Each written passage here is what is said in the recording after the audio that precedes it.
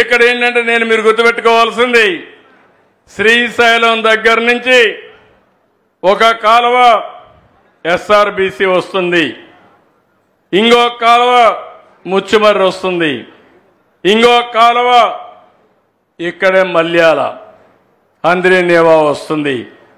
ఈ 3 కాలువల ద్వారా మీరు నేరుగా చూస్తే ఏదైతే ఎస్ఆర్బీసీ నుంచి వచ్చేది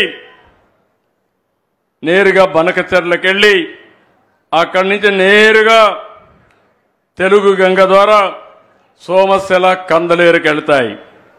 ఇంకో పక్క అంద్రినేవా మీరు ఒకసారి చూస్తే ఇక్కడి నుంచి బయలుదేరి నేరుగా అనంతపూర్ కలుపుకుంటూ అదే మరిగా కర్నూలులో కూడా పత్తికొండ ఆలూరు ఈ నియోజకవర్గాలు నీళ్ళిచ్చి అక్కడి నుంచి నేరుగా చిత్తూరు వరకు వెళ్తుంది. గొల్లపల్లి, చెర్లోపల్లి, కడపలో శ్రీనివాసపురం, అడవిపల్లి ఇవన్నీ వస్తాయి.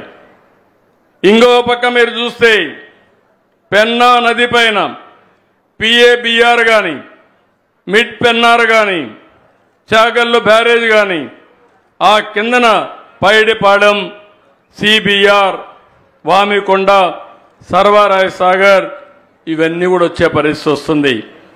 ఇంకో పక్క మీరు చూసినప్పుడు ఏదైతే నేరుగా నగిరి గాలేరు పైన గండికోట, అవుకు, దానిపైన మైలవరం ఇలాంటి ప్రాజెక్టులన్నీ వచ్చి లాస్ట్కి పోయే కొద్దికి మళ్ళీ సోమశిల కందలేరుకు పోయి మళ్ళీ ఆ నీళ్లు తిరుపతి దాకా వస్తాయి.